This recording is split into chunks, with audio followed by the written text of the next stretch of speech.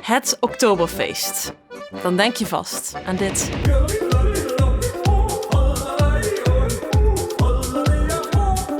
En dat klopt ook wel een beetje. Maar het begon ooit zo.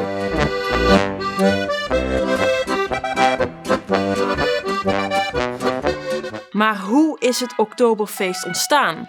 En waar komt het vandaan? Dat gaan wij je uitleggen in deze video. Michel, moet je geen deal aan of zo? Nee, dat ga ik echt niet doen. Ah, jawel, kom op. Nee jongens, dat gaan we echt niet doen. Ah, jawel, Michel, kom op, doe nou niet zo flauw. 3. Ortschaftis, auf eine friedliche Wiesel. O Zaptis. Het is getapt. Dat zegt de burgemeester van München na het eerste getapte biertje. En dat betekent dat het feest kan losbarsten.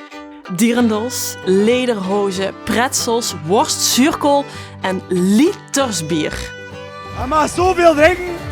En vanavond gaan we zoveel drinken. Het Oktoberfeest wordt vaak gezien als representatief voor de gehele Duitse cultuur. Maar dat klopt niet helemaal, want oorspronkelijk is het een Beiersfeest. Het is zelfs in de wetgeving opgenomen dat je tijdens het Oktoberfeest alleen maar bier mag drinken dat gebrouwen is in München. I know. En dat gaat heel ver terug. Het is 12 oktober 1810. Het Oktoberfeest begon als een 5 dagen durend huwelijksfeest tussen de Duitse kroonprins Lodewijk en zijn Theresia. Op de 5e en laatste dag van hun feest organiseerden ze een paardenrace. Een belangrijk detail, want deze race was zo populair dat het jaar daarna het begin werd van een jaarlijks terugkerend evenement. Het terrein van die paardenrace werd de Theresienwiese genoemd. Theresienwiese. Serieus? De Theresienwiese genoemd. Theresienwiese. Oh, Gott im Himmel. Als eerbetoon aan de bruid van Lodewijk. Tegenwoordig heet het de Wiesen, de weide. En als je het woord Wiesen invoert op Google Translate, dan krijg je meteen Oktoberfest.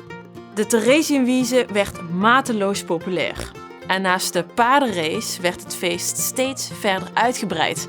Het werd een soort kermis. Met een draaimolen, botsauto's, een soort rups, poppenkast en natuurlijk heel veel bier. En ook het Teufelsrad, de Devil's Wheel, is er al vanaf 1910.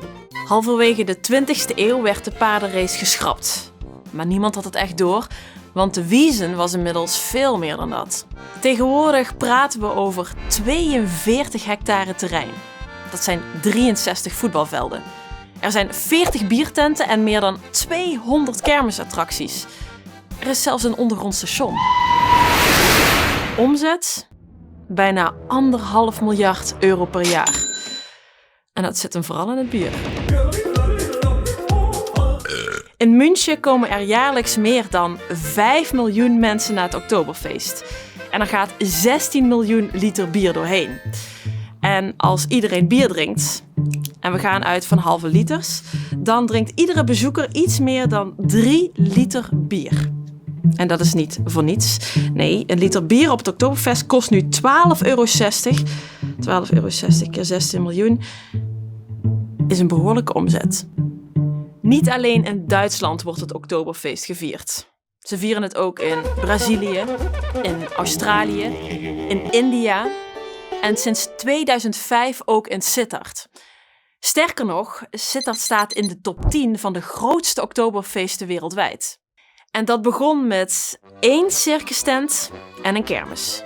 Het jaar ervoor was er wat discussie over de voorjaarskermis. Die was namelijk te krap gepland op de Geländerkermis. En dat zorgde dat de bezoekersaantallen achterbleven. Daarbij was er een overkill aan evenementen tussen juni en september. En de agenda voor oktober was nog helemaal leeg. Chef Surgers nam het voortouw. Als we dan nu meteen zo gaat bieden en een ten bieden en dit bieden en dat bieden. En toen gebeurde het. De schutterijen mochten komen tappen, ze organiseerden een processie op zondag, de kermisexploitanten werden gebeld, de circustent werd uit het vet gehaald en Dieter Koblenz zag het levenslicht. Hey!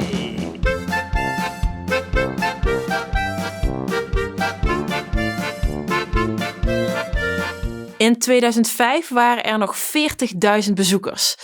Inmiddels zijn dat er 250.000 geworden in Sittard. En dat zijn echt niet alleen mensen uit Sittard. Maar Sittard is al lang niet meer de enige plek in Limburg waar je pretzels kunt eten. En mocht je gaan dit jaar, denk dan wel even aan je lederhozen of dirndl en aan de positie van je strik.